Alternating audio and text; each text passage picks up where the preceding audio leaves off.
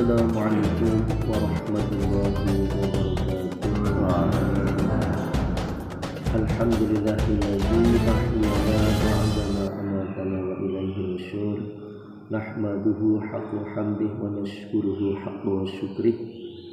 Jamaah subuh yang dimuliakan Allah Ta'ala, marilah kita bersyukur kehadirat Allah Ta'ala.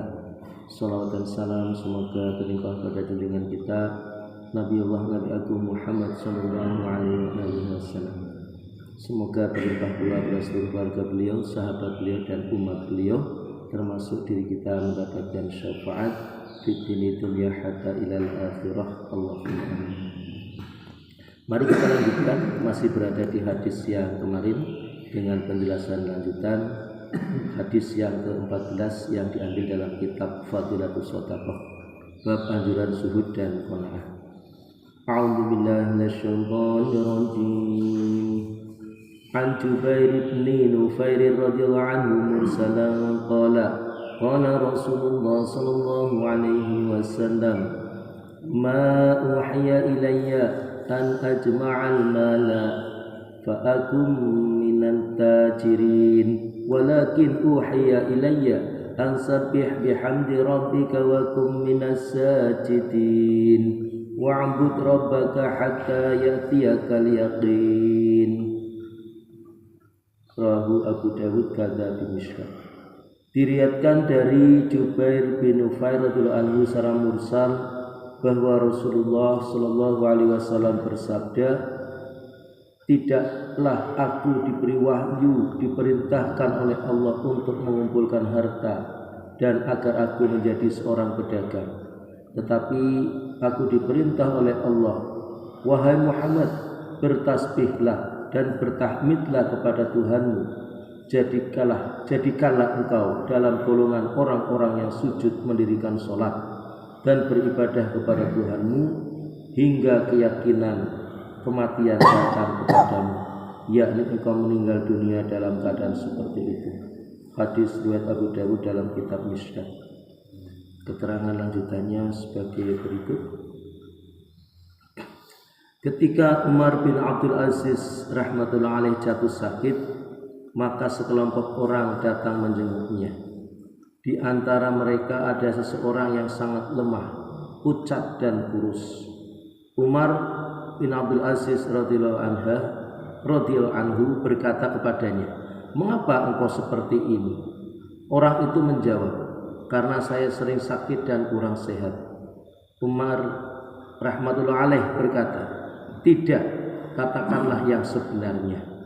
Orang itu berkata, "Ketika saya mencicipi kelezatan dunia, ternyata rasanya sangat pahit. Kecantikannya, kesenangannya, kelezatannya, semuanya menjadi hina dalam pandangan saya. Dalam pandangan saya, emas dan batu sama saja.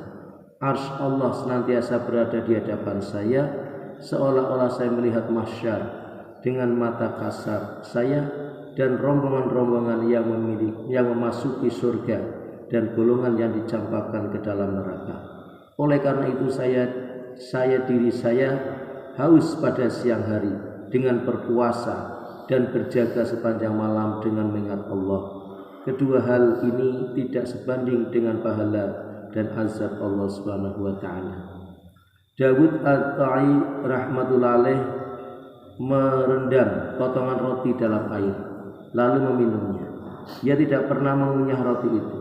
Ketika ditanya, ia menjawab bahwa perbedaan waktu antara mengunyah dan memakan roti dengan hanya meminumnya, perbedaan waktu tersebut dapat digunakan untuk membaca 50 ayat Al-Quran.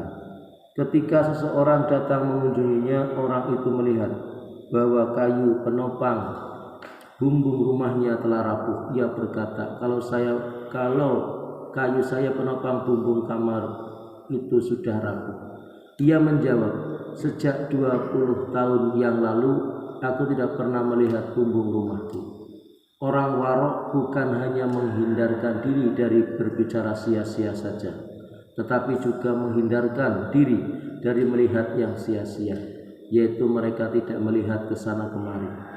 Muhammad bin Abdul Aziz rahmatullah alaih berkata, aku pernah bersama-sama Ahmad Rozin rahmatullah alaih dari subuh hingga asar. Ternyata ia tidak melihat ke sana kemari. Ketika ia ditanya tentang hal itu, ia menjawab, Allah SWT telah memberi mata untuk melihat dalam pandangan itibar tentang benda-benda yang merupakan tanda-tanda kebesaran dan keagungannya. Melihat ke sana kemari tanpa keperluan adalah suatu kesalahan. Istri Masruq rahmatullahi alaih berkata, betis Masruq rahmatullahi alaih bengkak-bengkak karena berdiri lama dalam sholat malam. Ia berdiri untuk sholat. Saya selalu duduk di belakangnya untuk menangisi keadaannya.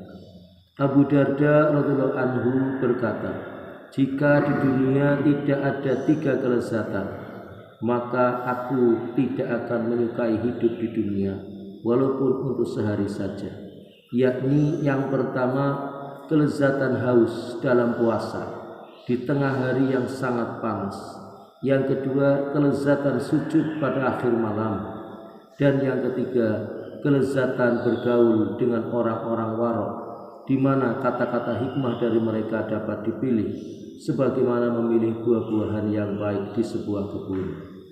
Aswad bin Yazid rahmatullahi alaih sangat bersusah payah dalam beribadah serta sering berpuasa dalam hari yang panas terik, sehingga warna kulitnya yang tadinya putih berubah menjadi hitam.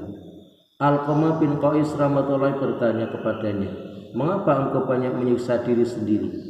Ia menjawab, agar pada hari kiamat aku memperoleh kemuliaan dari Allah.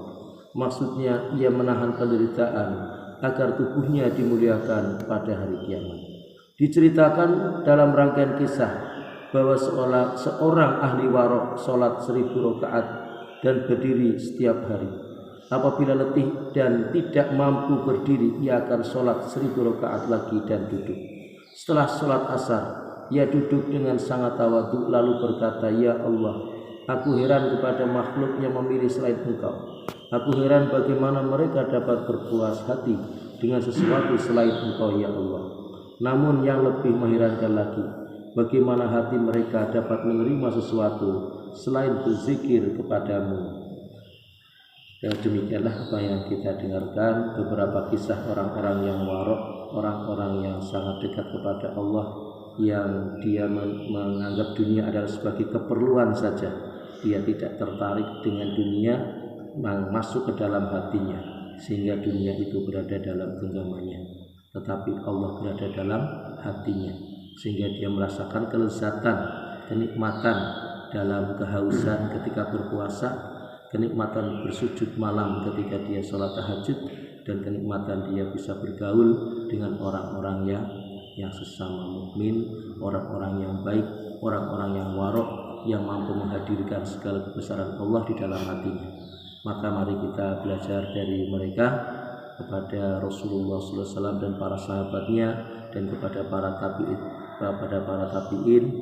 tabi'in, dan orang-orang yang soleh. Maka ini akan menjadikan kita semakin dekat kepada Allah Subhanahu wa Ta'ala. Maka para alim ulama ini memberikan satu nasihat, ya, bahwa orang-orang yang saleh kumpulono, artinya orang-orang yang saleh ini adalah bagian dari apa yang ada di dalam kehidupan kita. Senantiasa kita bisa meniru, senantiasa kita bisa mendengar nasihatnya, senantiasa kita bisa mencontoh akhlaknya dan seterusnya. Maka lingkungan sangat berpengaruh kepada perkembangan keimanan diri kita, termasuk akhlakul karimah. Maka mari kita berupaya menciptakan lingkungan diri kita, keluarga kita, dan juga lingkungan masyarakat kita yang baik. Insya Allah akan menjaga keimanan dan amal-amal soleh kita, insya Allah. Demikian, dan mari kita tutup bersama dengan doa kafaratul majlis. Subhanallah wa bihamdihi, subhanakallah wa bihamdika, asyhadu an la ilaha illa anta, astaghfiruka wa atubu ilaik. Assalamualaikum warahmatullahi wabarakatuh.